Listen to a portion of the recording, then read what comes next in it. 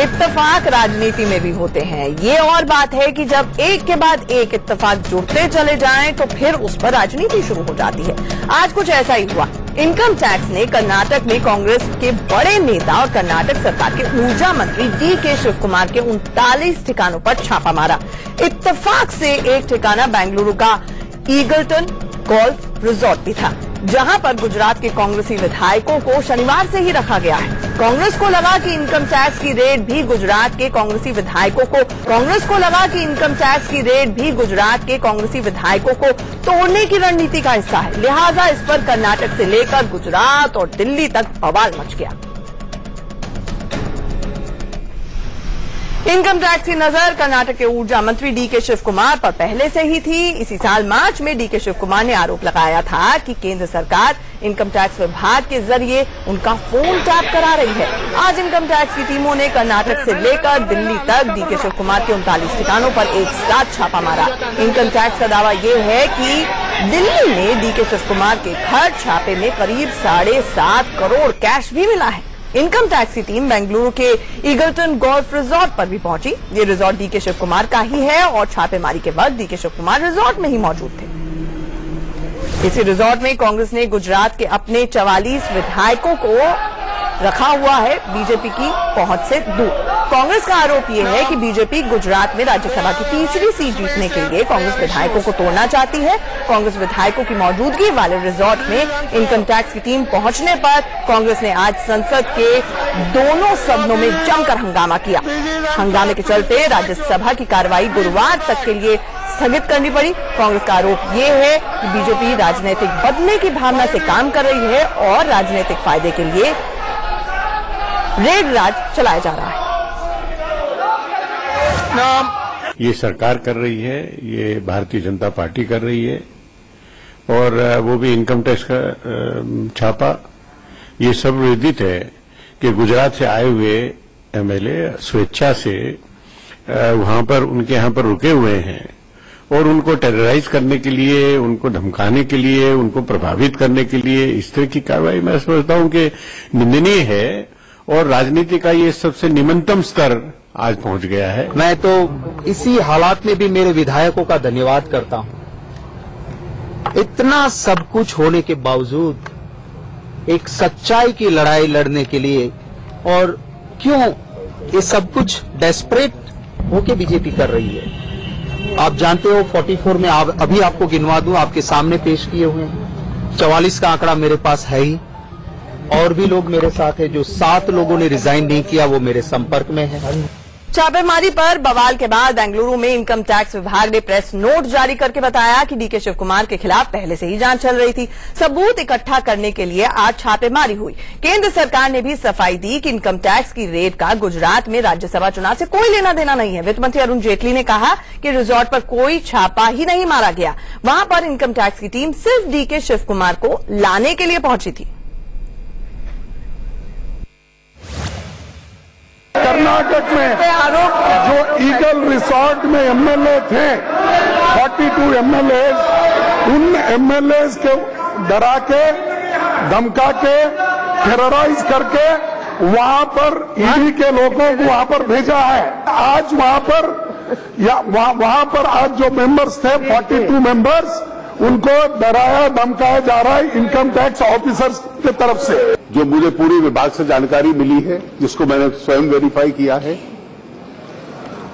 किसी रिजॉर्ट पे या किसी गुजरात के एमएलए पे कोई सर्च टैक्स डिपार्टमेंट की नहीं हुई, उनसे कोई संपर्क नहीं हुआ। ये बात सच है कि कर्नाटक सरकार के एक मंत्री और उनके सहयोगियों के ऊपर कोई इनकम टैक्स की सर्च हुई है। 39 स्थानों पर वो सर्च चल रही है। और इन्हीं सवालों पर बातचीत होगी, महाबहस होगी। हमारे साथ जीवीएल नरसिम्हा राव, जो कि बीजेपी के प्रवक्ता हैं और पहले व्यक्ति हैं जिन्होंने सार्वजनिक रूप से 2011 में नरेंद्र मोदी को पीएम बनने की भविष्यवाणी की थी, वो जुड़ रहे हैं। हमारे साथ चरण सिंह सप्रा, जो कि कांग्रेस के प्रवक्ता हैं और पूर्व एमएलसी और मुंबई में कांग्रेस के उपाध्यक्ष हैं, वो जुड़ रहे हैं। साथ ही साथ हमारे साथ एनके सिंह सर जुड़ रहे हैं, जो कि वरिष्ठ पत्रकार और राजनीतिक विश्लेषक हैं और 48 साल का पत्रकारिता का उनका अनुभव है। सबसे पहले जीवीएल साहब, आप ही से सवाल। पहले तो सीबीआई को तोता केज पैरेट कहा था सुप्रीम कोर्ट ने, अब तो ऐसा लग रहा है जैसे बीजेपी चिड़िया उड़ और तोता उड़ को राष्ट्रीय खेल बनाने जा रही है। मुझे ये बताएं कि इत्तेफाक हो सकता है कि जहां पर 44 कांग्रेस के विधायक आपकी नजरों से छुपाकर रखे गए हों, बीजेपी की वहां पर सरकार ना हो, पहुंच ना हो, क्योंकि वहां पर कर्नाटक में कांग्रेस की सरकार है, और आपका आईटी डिपार्टमेंट जाकर धमक जाए रेड के लिए?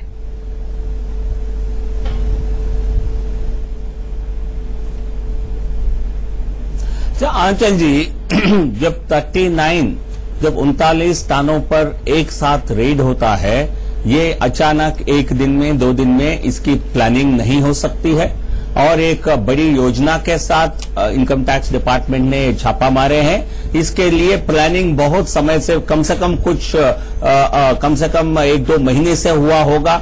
ये सारे जगहों की जानकारी कैसे ऐसे अचानक तो एक रात को नहीं मिल सकती है, तो इस पे बहुत प्लानिंग हुआ है। और इनका जो है डीके शिव कुमार जी का नाम पहले डेयरी में आया था गोविंद राजू के, और पहले भी इनके खिलाफ ये जो इन्वेस्टिगेशन है आईटी डिपार्टमेंट के उनके जो प्रोब है वो पहले से चलती आ रही है। और कांग्रेस पार्टी को लगता है, इसे देखिए, कोई पॉलिटिकल कैलेंडर देख के इनकम टैक्स और एनफोर्समेंट डायरेक्टरेट या कोई सीबीआई कोई आपके पॉलिटिकल कैलेंडर देख करके आपसे आपकी सुविधा जान करके नक्षत्र और कुंडली को देख करके तो छापे मारेंगे नहीं, है ना। तो अच्छा, वो इनकम टैक्स डिपार्टमेंट अपने प्लानिंग के मुताबिक, अपने टाइमलाइन के मुताबिक वो करते हैं। यदि ऐसा समय हुआ है जब ये स्पष्टीकरण दिया गया, जो एमएलएस बिल्कुल इस जांच में एमएलएस का कोई रोल नहीं है, उन पर कोई छापे नहीं मारे गए हैं, तो इस प्रकार दोनों को जोड़कर देखना एक तरह से कांग्रेस पार्टी अपने भ्रष्टाचार और अपने काले धन के लिए संरक्षण की लड़ाई लड़ रही है। आज कांग्रेस पार्टी सवाल ये है कि प्लानिंग जो है, आपने माना कि प्लानिंग बहुत टाइम से चल रही होगी, उसका एग्जीक्यूशन क्या 8 अगस्त के बाद नहीं हो सकता था? एक ये बेसिक सवाल का जवाब, उसका एग्जीक्यूशन चाहे 8 अगस्त के बाद नहीं हो सकता था जब राज्यसभा का चुनाव? एक छोटा सा जवाब, फिर चरण सिंह सप्रा।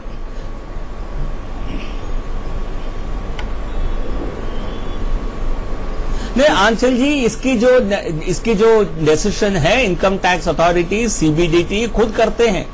ऐसे कोई जरूरी नहीं है कि हर विषय के लिए सरकार में किसी से पूछकर करना है। तो इनकम टैक्स डिपार्टमेंट और सीबीडीटी अपने काम करने के लिए पूरी तरह स्वतंत्र है। तो इस प्रकार कांग्रेस के कार्यकाल में होता था, मतलब राजनीतिक जो भ्रष्टाचार है उसको सीबीईडी और इनकम टैक्स इनके किसी का उन पर किसी प्रकार का नियंत्रण नहीं था। कांग्रेस पार्टी चाहती है अब तक जो भ्रष्टाचार को जिस तरह उन्होंने पनपने दिया, वैसे ही आगे भी काम होनी चाहिए, जो आप नहीं होने है। कांग्रेस के पूछ मैं रिबटल के लिए चरण सिंह सप्रा को लाना चाहूंगी, लेकिन उससे पहले मल्लिकार्जुन खड़गे कुछ कह रहे हैं, कुछ क्षणों के लिए वो सुन लेते हैं, फिर आपके पास आती। वहां पर थे तो सेंट्रल गवर्नमेंट ने वहां पर स्पेशल पुलिस सेंट्रल फोर्स भेजकर कम से कम 4 कमरों में उन एमएलए को बाहर निकालकर पूछताछ करने की कोशिश उन्होंने की। और उन एमएलए को जो मेरे पास इंफॉर्मेशन आया है कि वो पूछा गया कि क्यों आए, किस लिए आए, कहां से आए, ये सारी चीजें उन्होंने किया। लेकिन उन्होंने स्पष्ट कहा कि हम यहां पर इसलिए आए हैं कि गुजरात में वहां की सरकार हमको ठीक ढंग से रहने के लिए नहीं दे रही है, क्योंकि चुनाव रहने की वजह से जो राज्यसभा के चुनाव है उस चुनाव की दृष्टि से वहां पर दबाव बनाया जा रहा है। इसीलिए हम एक सेफर प्लेस में यहां पर आए हैं। तो इसलिए यहाँ पर बहुत गंभीर आरोप मल्लिकार्जुन खड़गे साहब ने लगाया। उन्होंने कहा 4 एमएलएस को बाहर बुलाकर उनसे भी पूछा गया कि आप यहाँ पर क्या कर रहे हैं। जीवीएल साहब, आप इसको रिबट करना चाहेंगे, क्योंकि आपके वित्त मंत्री ने आज फ्लोर ऑफ द हाउस पे बोला कि इनका कुछ भी लेना देना उन विधायकों से नहीं था, सिर्फ उन्होंने शिव कुमार साहब को वहां से निकाला पूछताछ के लिए। गंभीर आरोप लगाया है। आंचल जी, जब नहीं जो आरोप, इसे कांग्रेस पार्टी इस प्रकार बातों को गुमराह करने में माहिर है, लेकिन कांग्रेस के झूठों को हर कोई मानेगा ऐसा तो नहीं है। तो आपको इस प्रकार कह रहे हैं 15 करोड़ रुपया एमएलए को दिया गया, किसको 15 करोड़ दिया है भाई? कोई तो नरसिम्हा राव जी, खाली आप ही दूध के धुले हुए हो। बता सकते हैं किसने 15 करोड़? केवल भारतीय जनता पार्टी दूध की धुली हुई है, बाकी सब चोर है। टेलीफोन रिकॉर्डिंग है, कोई टेलीफोन रिकॉर्डिंग है, कोई स्टिंग है, कोई इस प्रकार का झूठों के सहारा, अरे भाई साहब, अभी आपका भाषण बंद करिए, जरा मुझे बोलने दीजिए। जब वित्त मंत्री द्वारा इस प्रकार का स्पष्टीकरण दिया गया, वो आंचल जी, ये मोनोलॉग है या डायलॉग है? ये डिबेट, उसका कोई असर नहीं होने वाला है। जीवीएल साहब, अब चरण सिंह सप्रा को एक पॉइंटर से जवाब देने दीजिए। अरे नरसिम्हा राव जी, शांत रहिए ना। अच्छा ठीक है, शांत रहिए। जीवीएल साहब, अब आपसे मैंने बात करनी। अरे नरसिम्हा राव जी, चरण सिंह सप्रा, सबसे पहले मुझे ये बताइए, खुद जीवीएल साहब कह रहे हैं कि लगातार प्लानिंग हो रही होगी और रेड हो गई। इतनी प्लानिंग हो रही है, आपका दामन क्यों पाक साफ नहीं है? आप क्यों फंसते चले जाते हैं उनकी प्लानिंग में, ये बताएं।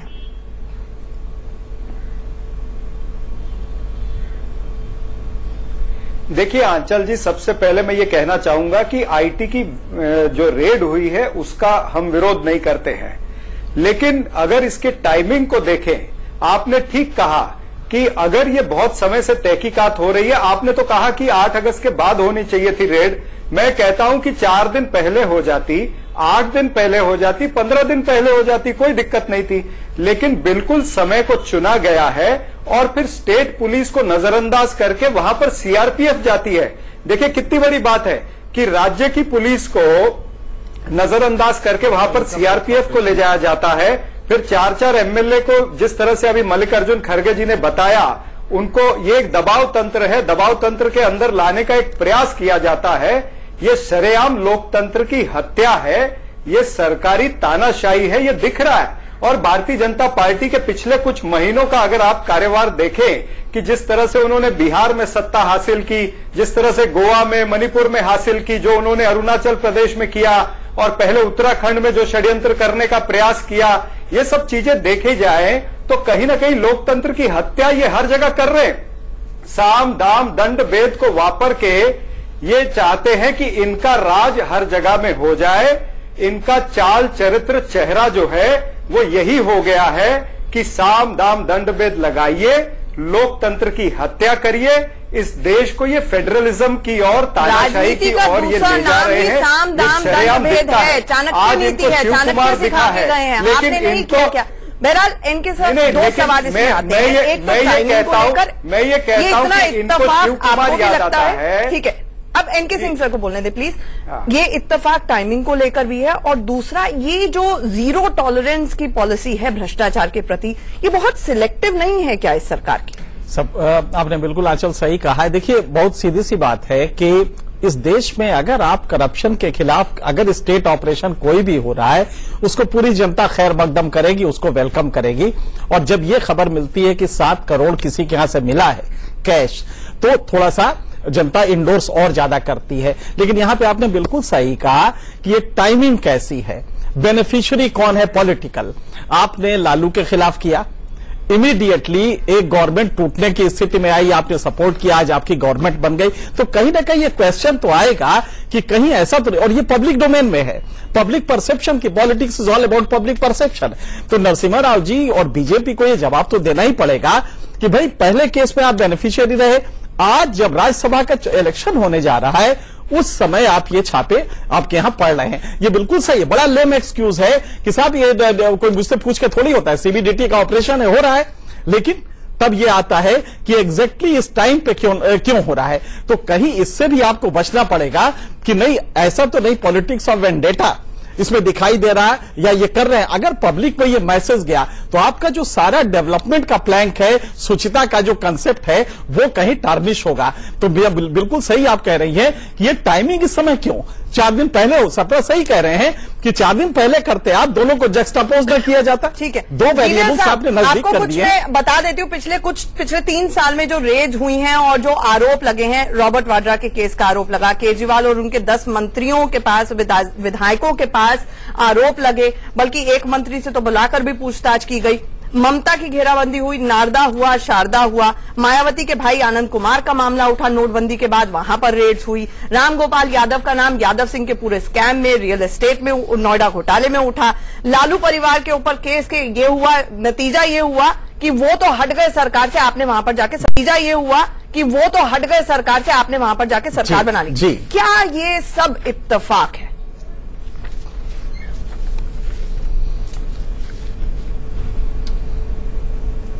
नहीं, इत्तेफाक बिल्कुल नहीं है आंचल जी, ये इत्तेफाक बिल्कुल नहीं है।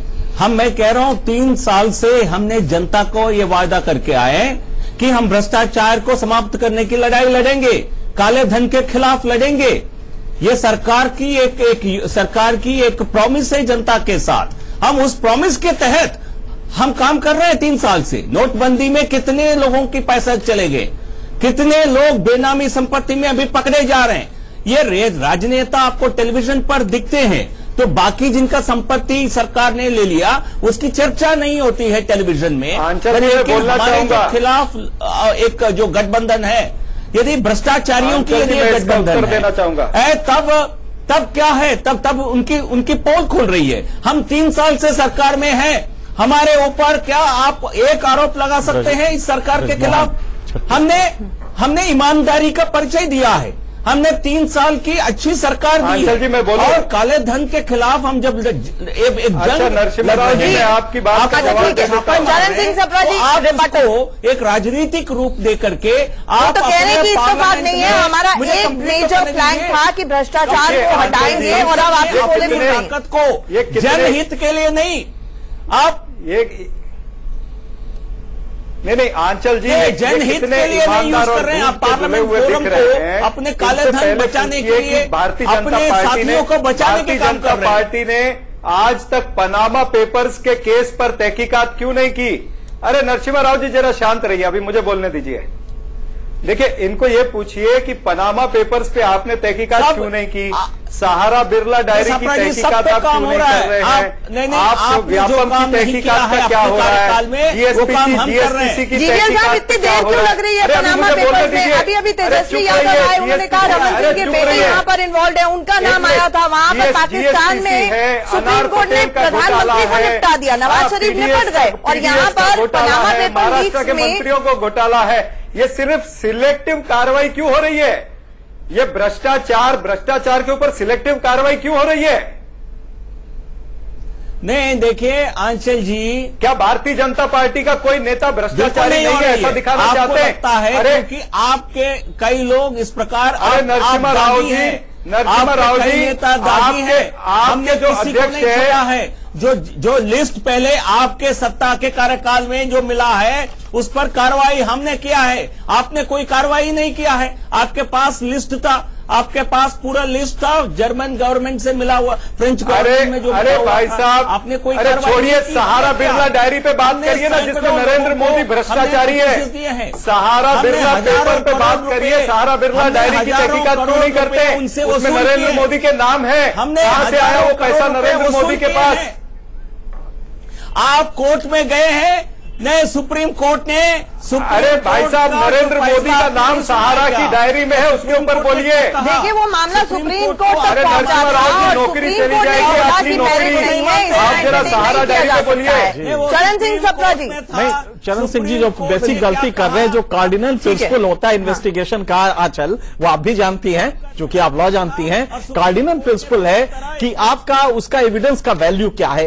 एक आया, सुप्रीम कोर्ट ने उसे खारिज कर दिया, वो चैप्टर क्लोज हो गया, तो सप्रा साहब उसको अब लाने की जरूरत नहीं है, वो चैप्टर क्लोज हो चुका है सुप्रीम कोर्ट से, एपेक्स कोर्ट से हुआ कंट्री के। लेकिन यहाँ पे दूसरा पक्ष जो आपका है वो सही है, इसके तमाम चीजें अब आपके सामने लालू ने जो चीजें की वो सामने सामने है, इररिफ्यूटेबल है। लालू का जो केस था उसमें जो घर मिले हैं, जो मॉल मिले हैं, ये सारे इररिफ्यूटेबल थे। तो उसको काउंटर करिए तो समझ में आता है। आपके एमएलए के यहां 7 करोड़ कैश मिलता है, आप इसको डक कर जा रहे हैं, पॉलिटिक्स ऑफ वेंडेटा बता रहे हैं। हाँ, दूसरा पक्ष ये है कि अगर बीजेपी ये कहती है तो अभी छत्तीसगढ़ के एक मिनिस्टर में के यहां एक वैसा ही मॉल पकड़ा गया है, उसने मैनिपुलेट करके जमीन को वहां पे मॉल वो रिसोर्ट बनवाया। तो ये अगर बीजेपी को अपने को पाक साफ रखना है तो उसको भी निकालना पड़ेगा। जिस तरह लालू यादव के बेटे के लिए डिमांड हुई थी सीबीआई इंक्वायरी के बाद, उसी तरह की सूचिता की जरूरत है कि बीजेपी जीरो टॉलरेंस वहां भी रखे जब इस तरह के आरोप लगे। क्विकली चरण सिंह जी। नहीं, अगर बीजेपी को अपने आप को पाक साफ रखना है तो बीजेपी ने आज तक लोकपाल क्यों नहीं अपॉइंट किया? 3 साल हो गए। अमित शाह जी ने इसी चुनाव के अंदर अपनी जो आय डिक्लेयर की है, 5 साल में 300% उनकी इनकम बढ़ी है। स्मृति ईरानी की इनकम 100% बढ़ी है। इनकी तहकीकात नहीं होनी चाहिए? सर, अगर नोटबंदी के दौरान जनार्दन रेड्डी 500 करोड़ की शादी अपनी बेटी की करते हैं, उनकी तहकीकात नहीं होती है। 100 करोड़ की आम जनता है, ये हमारी जैसी जनता है जिसकी इनकम कम होती चली जा रही है। बाकी एमपीज, एमएलए, मंत्री सब फल फूल रहे हैं, तो ये दुखती रग को ना ही छेड़े तो बेहतर होगा। जीवीएल साहब, लेकिन ये बहुत बड़ा सवाल है, ये बहुत बड़ा सवाल है कि सिलेक्टिव तरीके से आप एजेंसीज का मिसयूज कर रहे हैं। सिलेक्टिव क्यों कर रहे हैं? ये भारतीय जनता पार्टी के नेता जो इन्वॉल्व है करप्शन में, उसकी तो बात नहीं करते। लोकपाल तो 3.5 साल हो गए, ये अपॉइंट नहीं। अच्छा, जवाब तो देने दीजिए, आपने जो सवाल उठाया उसका जवाब देने दीजिए ना। सुनिए सापड़ा जी, हमारे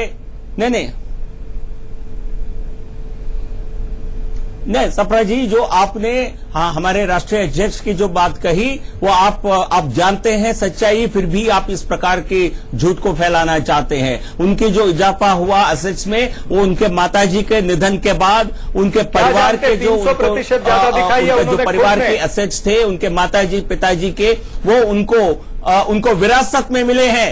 उनको विरासत में मिले हैं, उनको नहीं मिलेंगे तो किसको मिलेंगे? आपको मुझे थोड़ी मिलेंगे।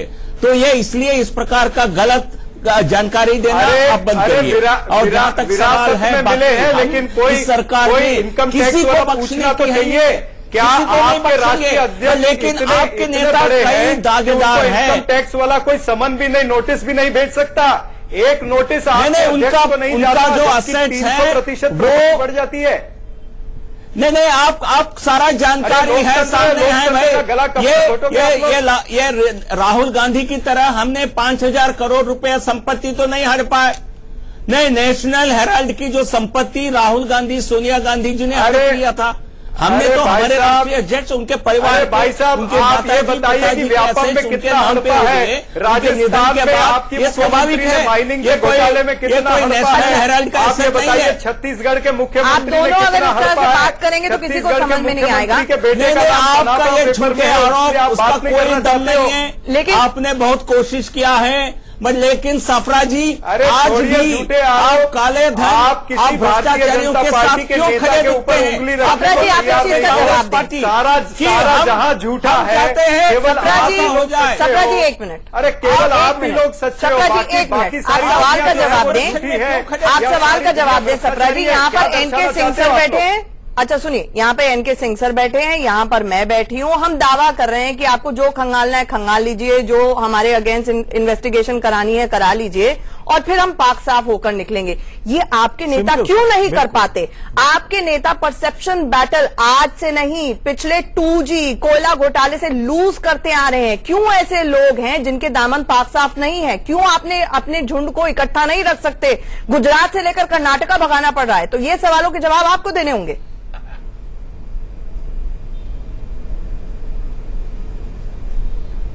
नहीं, देखिए, कांग्रेस पार्टी ने जब कहीं पर, देखिए सुरेश कलमाड़ी जी को किसने हटाया? कांग्रेस पार्टी ने हटाया। पवन बंसल के ऊपर छोटा सा दाग आया, वो आज तक प्रूव नहीं हुआ, उसको कांग्रेस पार्टी ने हटाया। क्या भारतीय जनता पार्टी ने इस तरह से कभी किया है?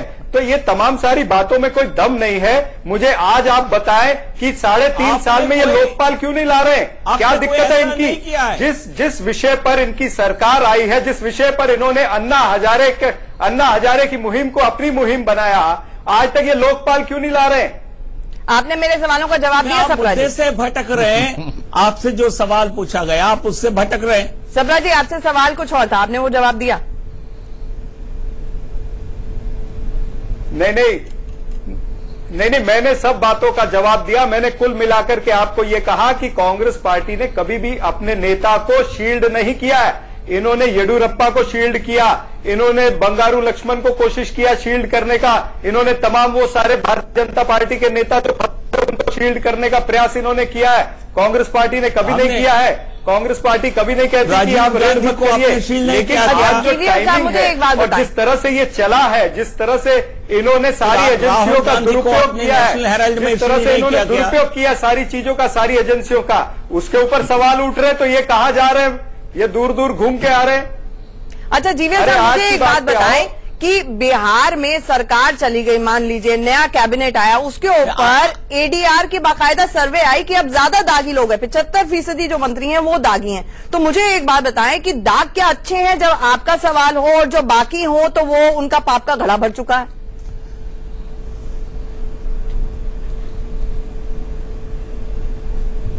नहीं आंचल जी, किस प्रकार के, अब देखिए किसी भी मंत्रिमंडल में देखिए आज आजादी से लेकर अब तक कहीं न कहीं इस प्रकार के आरोप, लेकिन क्या इनमें कोई भ्रष्टाचारी आरोप वाले हैं, कोई काले धन वाले कोई हैं, ये मामला इंपॉर्टेंट हो जाता है। बट लेकिन राजनीतिक जो केसेस हैं कई लोगों पे लग जाते हैं, तो इसलिए मैं नहीं मानता हूं वो कोई प्रमाण पत्र। अब ये भी आप सिलेक्टिवली डिसाइड करेंगे जीवीएल कि अगर आपके मंत्री के ऊपर केस लगा तो वो राजनीतिक है और दूसरे के ऊपर भ्रष्टाचार के खिलाफ, ये मतलब आप जज भी बन गए तो राजनीतिक हो गया। हाँ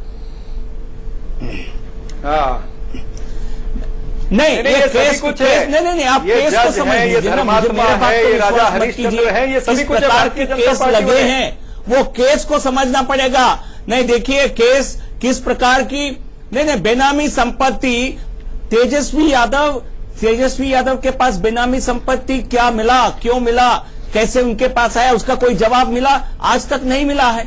देखिए कांग्रेस पार्टी, आरजेडी, ऐसे सभी दल चाहते हैं ये जांच एजेंसियां इसलिए बने हैं जो इनके काले धन को छुपाने में, संरक्षण करने में काम आए, लेकिन आज वो नहीं हो रहा है, इसलिए बोखलाहट दिख रहा है। प्रधानमंत्री जी के नेतृत्व में ये सारे जांच एजेंसियां अपनी काम कर रहे हैं, काले धन को उजागर करने की काम कर रहे हैं। ठीक है, ये सवाल पहले पूछ लेती हूँ, फिर जीवीएल ध्यान से सवाल सुनिएगा, ध्यान से सवाल सुनिएगा जीवीएल।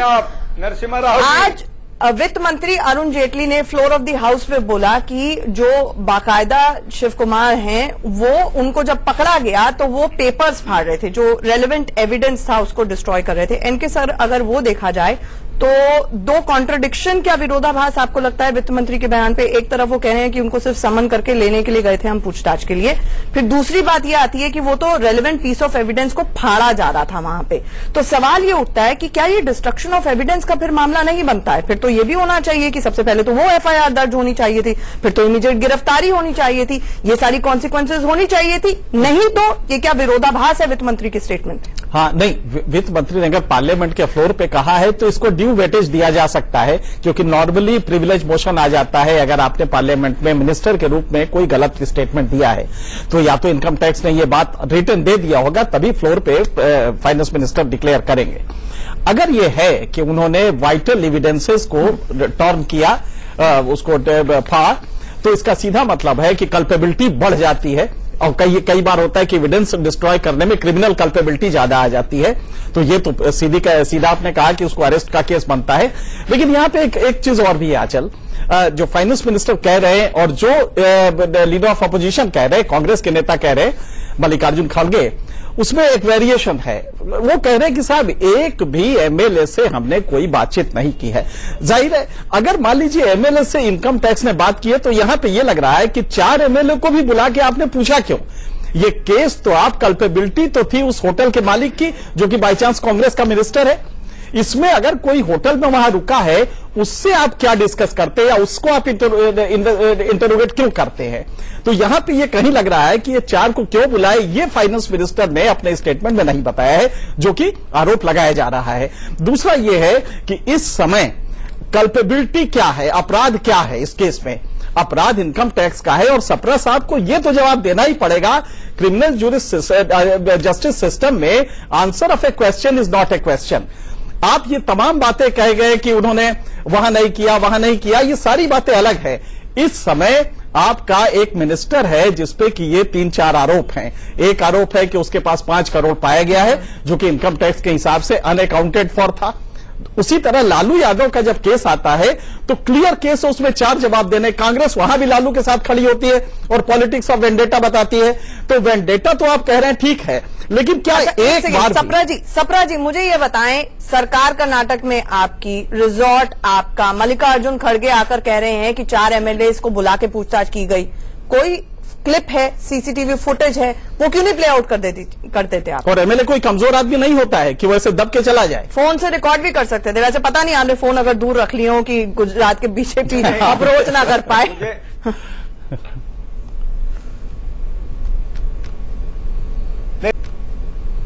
नहीं, हो सकता है उसमें कोई फुटेज मिल जाए, कोई क्लिप मिल जाए, लेकिन जहां तक आप बात कर रही है सारी, तो मैं एक बात और कहना चाहता हूं कि अभी एक स्पोक्स पर्सन ने कहा कि अरुण जेटली जी ने फ्लोर ऑफ द हाउस पे ये स्टेटमेंट दी है इसलिए सच होगी। लेकिन ये तो देखा गया है कि भारतीय जनता पार्टी के जो नेता हैं, जो मंत्री हैं, वो फ्लोर ऑफ द हाउस पे भी वो झूठ बोल देते हैं। जैसे सुषमा तो आपकी बहुत बड़ी कमजोरी है कि आप प्रिविलेज नहीं लाते, आप प्रिविलेज मोशन ले आइए, आप प्रिविलेज नहीं लाते। आप बताइए कितने कहा था, अब बाद में उन्होंने बदल दिया उसको। तो ये जो, अरे भाई साहब बोलने दीजिए ना, अरे बोलने दीजिए ना, आप अभी हमारी आवाज क्यों दबा रहे हैं? मैं एक इंस्टेंस रिलेट कर रहा हूं, झूठ बोल रहे हैं, बोलने दीजिए। देखिए सवाल ये है कि इनके मंत्री फ्लोर ऑफ द हाउस पर भी जबान बदल देते हैं। ये हमने समय समय पर देखा है। राधा मोहन जी ने भी ये किया था, सुषमा स्वराज जी ने किया है, कल को जेटली जी भी कर सकते हैं। खैर वो बातों को छोड़िए, लेकिन कहीं ना कहीं ये दिखता है कि ये दबाव तंत्र की राजनीति चल रही है। अगर कुल मिलाकर के देखें, एक दहशत का माहौल तैयार किया जा रहा है। पहले दहशत का माहौल गुजरात में तैयार किया गया, वहां पर लोगों को जबरदस्ती धमकाया गया या पैसे ऑफर किए गए। फिर वो लोग अगर बेंगलोर में आए तो यहां पर आईटी की रेड कर दी गई और आईटी की रेड में 4 जो हमारे एमएलए हैं उनसे भी पूछताछ की गई। तो कहीं ना कहीं ये दहशत का माहौल, देखिए सप्रा जी, यही मूल सवाल अब कांग्रेस को जवाब देना होगा कि डर और दहशत तब होती है जब मन में कहीं चोर होता है या कुछ छिपाने के लिए होता है। ये आपको आत्ममंथन करना पड़ेगा। लेकिन जीवीएल बहुत इंपॉर्टेंट पॉइंट जो रेज किया यहाँ पर डिस्ट्रक्शन ऑफ एविडेंस को लेकर, आप उसके ऊपर क्या कुछ कहना चाहेंगे? जाता है, कभी कभी गरीब को भी दबाया जाता है और भारतीय जनता पार्टी, आप कहाँ गरीब है? रिजॉर्ट है उन मंत्री जी का, 250 करोड़ उन्होंने इनकम टैक्स एफिडेविट डिक्लेयर किया है। केवल कांग्रेस पे नहीं बल्कि सारी विपक्षी पार्टियों पर ये दबाव तंत्र की राजनीति कर रहे हैं। आज तमिलनाडु में ये क्या कर रहे हैं? दबाव तंत्र की राजनीति कर रहे हैं। ममता बनर्जी पर क्या चाहते हैं? दबाव तंत्र की राजनीति करना चाहते हैं। तो ये पूरे देश की विपक्षी पार्टियों पर दबाव तंत्र की राजनीति करके ये वैसे मैं मुफ्त का एडवाइस नहीं देती हूँ सप्रा जी, आप जनता की राजनीति करिए, जनता के पास जाइए, बहुत फलेगी फूलेगी आपको। जीवीएल साहब, इंपॉर्टेंट पॉइंट जो मैंने अरुण जेटली के बयान के बाद कहा कि अगर इतना सीरियस मामला है तो टेक इट फॉरवर्ड, ये आपका काम है, ये आईटी डिपार्टमेंट का काम है। लेकिन ऐसा लग रहा है, जवाब देगी। अच्छा ठीक है, लेकिन ऐसा लग रहा है जो सप्रा जी कह रहे हैं कि अगर आप इस इन्वेस्टिगेशन को आगे नहीं लेके जाते हैं, आपके वित्त मंत्री कहते हैं कि वो जो शिव कुमार थे वो तो पेपर फाड़ रहे थे। ये थोड़ा बड़ा फिल्मी अंदाज में लगता है कि जैसे ही आप पहुंचे वहां पर वो अचानक से पेपर फाड़ना शुरू हो गए, एविडेंस डिस्ट्रॉय। मतलब उन्होंने प्लेन साइट में, अपने ही रिजॉर्ट में, पब्लिक प्लेस में तमाम पेपर्स रखे हुए थे कि आईटी डिपार्टमेंट आए और मैं पेपर्स फाड़ना शुरू करूं। बहुत अनरीजनेबल लगता है। और अगर पेपर्स फाड़ रहे थे, he was destroying the evidence, then the FIR should be launched. आप आंचल, तो उसकी रिकॉर्डिंग क्यों नहीं की?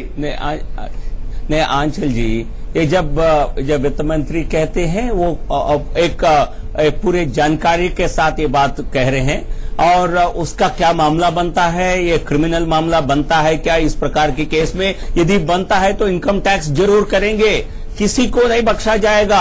यही कारण है बौखलाहट का। अब देखिए, विपक्षी दलों को पहले लगता था, जब हम कहते थे तो भ्रष्टाचार के खिलाफ वार, जंग लड़ेंगे, उनको लगता था शायद ये ऐसा स्लोगन होगा। लेकिन हम आपकी तरह स्लोगन नहीं दे रहे थे। हम यहाँ काम नहीं रुकने वाला है, मैं बता रहा हूं। आपको जितना चिल्लाना है तो चिल्लाइए। सारे जांच एजेंसियां जो भ्रष्टाचार किए हैं सबके पीछे पड़ेंगे, किसी को नहीं बख्शा जाएगा। जितना भी बड़े नेता हो, आप जितना चिल्लाना चाहें चिल्ला सकते हैं, चिल्लाना चाहिए तो चिल्लाइए। देश की जनता यही चाहती है, देश की जनता चाहती है जो काले धन, जो भ्रष्टाचार, जो राजनेता करते आ रहे हैं, आप चाहते हो कि आपको लगता होगा आज तक कोई किसी प्रकार की सेटिंग करके अधिकारियों को धमकाकर पैसा देकर के छूट सकते हैं। आज ये संभव नहीं है। ये मोदी जी के कार्यकाल में आपको हर पैसा को चुकाना पड़ेगा। सेटिंग आपको सबको मौका दिया गया जिस समय उनको सबको कहा गया आप काले धन है तो आप डिक्लेयर करिए। मौका मिला था आपको, काले धन को डिक्लेयर करना चाहिए था। जिन्होंने यहाँ पर कह रहे हैं Modi ji walking the talk. उन्होंने कहा था कि वो इस तरह से भ्रष्टाचार को हटाएंगे, तो he is walking the talk. इसमें क्या गलत है? हमने तो बोला था। सप्रा जी देखिए ऐसा है कि एक राज्यसभा के चुनाव की वजह से इनमें बौखलाहट नजर आ रही, डेस्परेशन नजर आ रही है।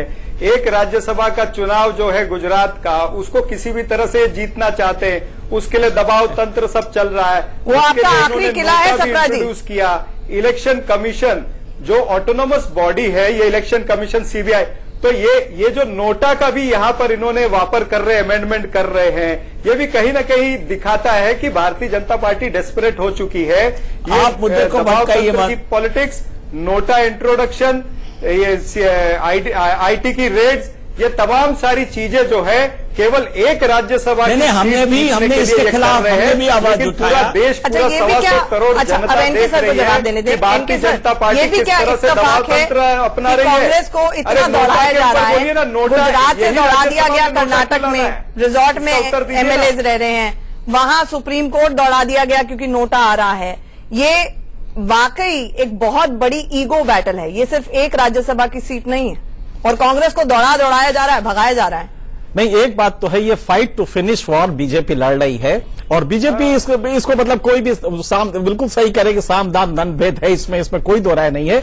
लेकिन आप देखें पब्लिक एंडोर्समेंट भी आज 68% पॉपुलेशन पे बीजेपी अपने रेस्पेक्टिव स्टेट गवर्नमेंट्स के साथ शासन कर रही है। कांग्रेस सिमट के 5% पे आ गई है। तो ये फाइट टू फिनिश वॉर है। इसमें एक बात है, नो होल्ड्स बार्ड, ये लड़ाई सामने दिखाई दे रही है। जो आप गुजरात का केस कह रहे हैं, बहुत सीधी सी बात है कि टाइमिंग है, और अगर आपने एक घटना और कर दी तो पब्लिक ओपिनियन आपके खिलाफ हो जाएगी। क्योंकि दो चीजें हुई हैं, लालू का हुआ, मीडिया ने भी, पूरे जो इंडिपेंडेंट ऑब्जर्वर सबने कहा कि बिल्कुल सही किया इस गवर्नमेंट ने और लालू के करप्शन को एक्सपोज किया जाना चाहिए। लेकिन उस समय भी एंड बेनिफिशियरी आप रहे, आप गवर्नमेंट में आ गए जबकि आप लूज कर चुके थे। आज ये हो रहा है, राज्यसभा का इलेक्शन है। क्या टाइमिंग इसको देख के पब्लिक इतनी बेवकूफ नहीं? 70 साल से डेमोक्रेसी चल रही है, तो कहीं ना कहीं ये क्वेश्चन करेगी कि कहीं पॉलिटिक्स ऑफ वेंडेटा हो रही है। और तब आप ये कह के नहीं बच सकते कि नहीं साहब ये तो करप्शन के खिलाफ जिहाद है। अगर ये जिहाद है तो टाइमिंग पे गौर कीजिएगा। तो इस मेरे ख्याल से अगला अगर आप स्टेप लेते हैं तो इंडियन पब्लिक में मुझे नहीं लगता कि इसको सही परसेप्शन में देखें। जनता इतनी समझदार है। जीवीएल साहब, आप तो खुद कहते रहते हैं कि कांग्रेस वेंटिलेटर पर है, फिर आप अगर मान रहे हैं कि कांग्रेस वेंटिलेटर पर है तो लाइफ सपोर्ट सिस्टम विड्रॉ ही काहे कर रहे हैं?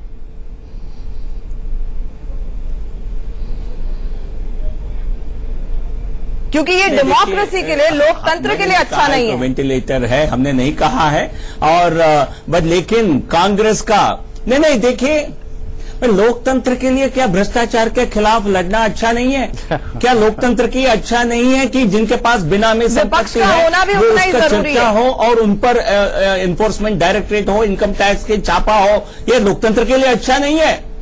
क्या जनता, देखिए अंत में जैसा इनके सिंह जी ने कहा, जनता सब जानती है, जनता चाहती है हो हर तरह के भ्रष्टाचार का उजागर हो, और इस प्रकार हमारी सरकार लड़ रही है। एक ईमानदार सरकार केंद्र में 3 साल से लगातार चल रही है, ये भी जनता देख रही है। आपने 10 साल किस प्रकार की भ्रष्टाचार किया है, ये भी जनता देख रही है। तो हमने एक प्रश्न किया है, उदाहरण स्वच्छ राजनीति कैसे हो सकती है? के नाम पे आप अपने दुकान चलानी बंद करिए। भ्रष्टाचार कैसे सरकार चल सकती है? हमने दिखाया है। हम केवल भ्रष्टाचार के नाम पर आप अपनी दुकान चलाना बंद करिए। देश हमें सराहना कर रही है, आपको रिजेक्ट कर रही है। जल्दी सप्रा जी, दुकान आप चला रहे थे, जाने दीजिए। दुकान अब तक आपने चलाया। देखिए ऐसा है, भ्रष्टाचार और ये तमाम सारी जो सरकारी एजेंसियां हैं, ये सरकारी एजेंसियों का दुरुपयोग करके ये हिटलरशाही ला रहे हैं देश के अंदर, और देश की सभी विपक्षी पार्टियों को खत्म करना चाहते हैं, जो कभी होगा नहीं। जनता भी भारतवर्ष की इतनी कोई बेवकूफ नहीं है कि इनकी बातों में रोज फंसती चली जाएगी, इनके बताए हुए जुमलों के अंदर फंसती चली जाएगी, ऐसा नहीं है। क्या ये आज कह सकते हैं ये महात्मा गांधी जी को लेकर के, उनके उद्देश्यों को लेकर के चले हैं, जो आज तक गोडसे का पुतला लेकर के चलते थे, अभी महात्मा गांधी जी का पुतला लेकर चलते हैं? इनसे ये पूछिए। तो एक बात बताइए ना सप्रा जी कि नेहरू की कांग्रेस, इंदिरा की कांग्रेस क्या आइडियोलॉजी के लेवल पर इतनी खोखली है कि उनको आपके एमएलए को पोस्ट कर लिया जाएगा, आपको अपने एमएलए को दौड़ाना पड़ रहा है। आइडियोलॉजी थे, कोई खोखली नहीं है, कोई खोखली नहीं है, कोई खोखली नहीं है। ये अपनी मसल पावर, ये अपनी मनी पावर का प्रभाव दिखा रहे हैं। थोड़े दिन में जनता इनका नशा उतार देगी, ये भी मैं आपको कह रहा हूं, आप देखिएगा।